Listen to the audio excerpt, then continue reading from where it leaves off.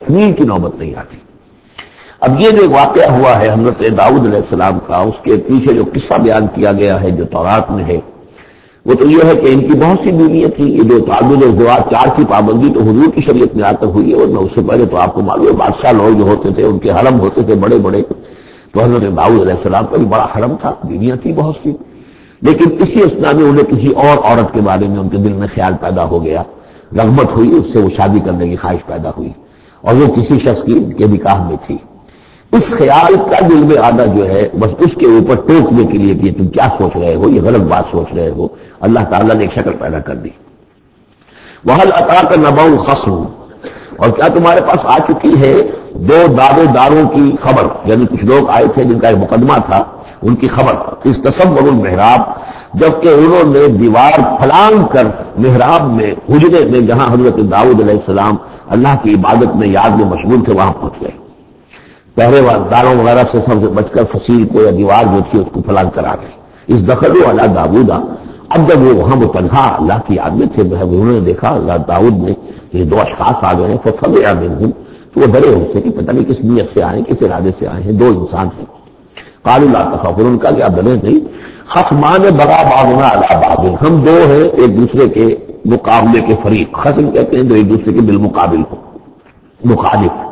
ہم 2 مخالف ہیں، بغى بعضنا على بعض، ہم میں سے کسی نے دوسرے پر زیادتی کی ہے، فاحکم بیننا بالحق، تو ہمارے مابین حق کے ساتھ فیصلہ کیجیے، ولا تشتت، اور دیکھیے صرف ٹالیے نہیں، آپ کہیں کہ کل آنا پرسوں آنا، یہ نہیں، یہ معاملہ ہمارا بڑا ایمرجنسی والا ہے، فوری طور پر ہم چاہتے ہیں کہ آپ ہمیں بتائیں۔ واہدنا الی سواء الصراط، اور سواء الصراط، اور ہمیں پھر ہدایت دیجیے سیدھے راستے کی طرف کہ کیا کون سی شکل بہتر ہے، کون سا راستہ صحیح ہے۔ ان ھذا اخی، اب یہ جو مدعی تھا وہ کہہ رہا ہے یہ میرا بھائی ہے، لہ 99 ناجۃ، اس کے پاس 99 بلیاں ہیں، یعنی اس کا جو ہے بہت بڑا جو ہے ریور ہے اس کے پاس، ولی ناجۃ واحدہ، میری ایک ہی دمبی ہے۔ اصل میں اس تورات کے واقعے کو ہم سمجھے تو اس کا مطلب یہ ہے کہ ایک شخص کے پاس 99 بیویاں ہیں، میرے پاس صرف ایک بیوی ہے۔ فقال اکفلنیھا، اب وہ کہہ رہا ہے یہ بھی مجھے دے دے۔ وعظنی فی الخطاب، اور اس نے مجھے دبا لیا ہے، یعنی دباؤ ڈال رہا ہے مجھ کو، پریشرائز کر رہا ہے، جو گفتگو کرتا ہے تو بڑے زوردار انداز میں کرتا ہے۔ قال لقد ظلمك بسؤال ناجتك الى نعاده، حضرت داؤد نے فوراً کہا کہ یہ تو بڑی ظلم کی بات ہے، واقعتاً اس نے بہت ظلم کیا تمہارے اوپر کہ تمہاری دمبی جو ہے اب اس پر بھی اس کی نظر ہے، وہ اس کو چاہتا ہے تم سے لے لے اور اپنی دمبیوں میں اس کو بھی شامل کر لے ریور میں۔ وَإِنَّ كَثِيرًا مِنَ الْخُلَطَاءِ لَيَبْغِي بَعْضُهُمْ عَلَى بَعْضٍ، اور یقیناً جن لوگوں کا معاملہ مشترک ہوتا ہے، قریبی رشتہ دار ہوتے ہیں، قرابت دار ہوتے ہیں، جس کو پنجابی میں شریکہ کہتے ہیں، یہ شریکے والوں میں ہوتا ہی ہے کہ ایک دوسرے کو زیادتی کر بیٹھتے ہیں۔ وَإِنَّ الْخُلَطَاءَ كَثِيرًا مِنَ الْخُلَطَاءِ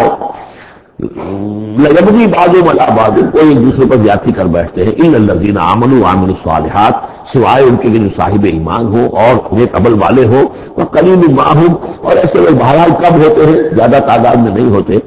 وَظَنَّ داؤد أَنَّمَا فَتَنَّاهُ، اس پر اچانک خیال آیا داؤد کو کہ یہ تو اصل میں سارا معاملہ جو ہے اللہ تعالیٰ نے مجھے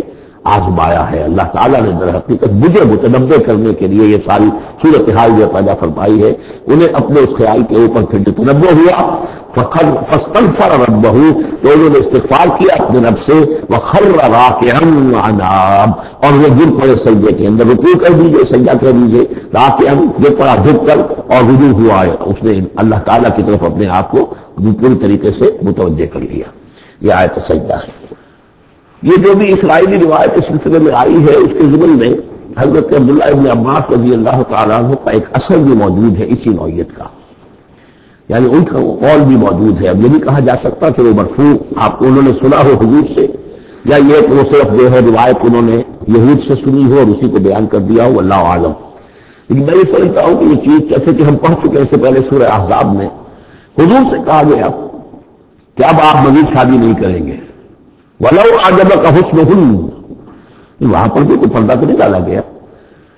ہو سکتا ہے کہ کوئی خاتون جو ہے آپ کی طبیعت میں آمادگی پیدا ہو جائے کہ آپ اس سے نکاح کریں، لیکن اب آپ خواہ وہ آپ کو پسند بھی آ جائے، لیکن آپ اب نکاح نہیں کریں گے۔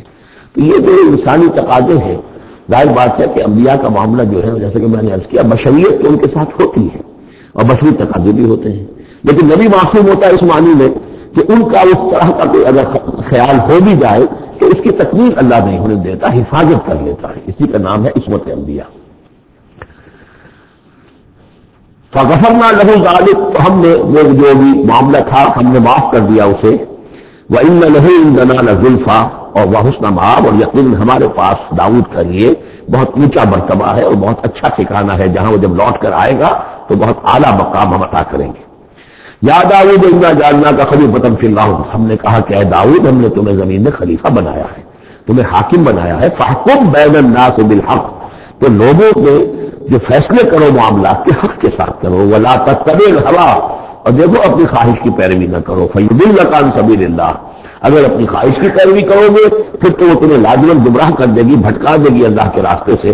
ان الذین یضلون عن سبیل اللہ لہم عذاب شدید، یقیناً وہ لوگ جو بہک جاتے ہیں یا بھٹک جاتے ہیں اللہ کے راستے سے ان کے لیے تو بڑا سخت عذاب ہے۔ بما نسوا یوم الحساب، یہ بھٹکنا ہوتا اسی لیے ہے کہ انہیں آخرت یاد نہیں رہتی،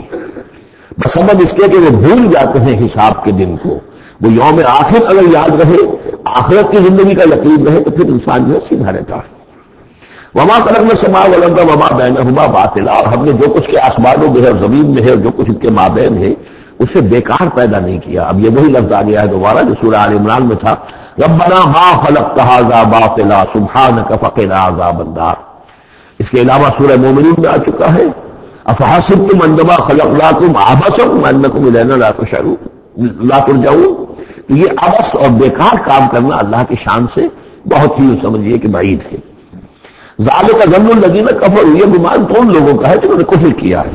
فویل للذین کفروا من النار، تو ہلاکت اور بربادی اور تباہی ہے ان کافروں کے لیے آگ کی۔ ام نجعل الذین آمنوا وعملوا الصالحات کالمفسدین فی الارض، ذرا یہ سوچیں کیا ہم ان لوگوں کو جو ایمان لائے اور جنہوں نے نیک عمل کیے بنا دیں گے جیسا کہ وہ لوگ ہیں کہ جنہوں نے زمین میں فساد مچایا؟ یعنی یہ سوچو کہ دنیا میں کچھ لوگ ہیں نیکوکار ہیں، بھلائی کے کام کر رہے ہیں، کچھ ہیں بدماش ہیں، شریر ہیں، بدامنی پیدا کرتے ہیں، لوٹ مار کرتے ہیں، لوگوں پر ظلم کرتے ہیں، تو اگر آخرت نہ ہو تو پھر تو بڑا ظلم ہو گیا۔ یہ نیکوکار تو گھاٹے میں رہ گئے، بدماش عیش میں رہے،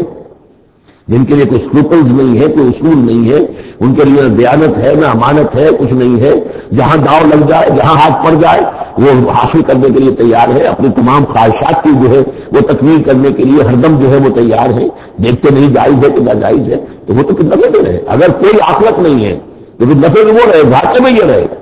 جو بیچارے بچ بچ کر چلتے، کسی کا دل نہ میں دکھا دوں، کسی کا حق نہ مار لوں، کسی پر زیادتی نہ کر بیٹھوں، میں حلال کھاؤں جائز کھاؤں، محنت سے اور سچ بولوں جھوٹ نہ بولوں، وہ تو پھر گھاٹے میں رہیں گے۔ آخرت ہونا لازمی ہے، اس کا تو مطلب یہ کہ پھر دنیا بیکار پیدا ہوگی۔ اگر آخرت نہیں ہے تو پھر انسانی زندگی کا خصوصاً انسان میں جو اخلاقی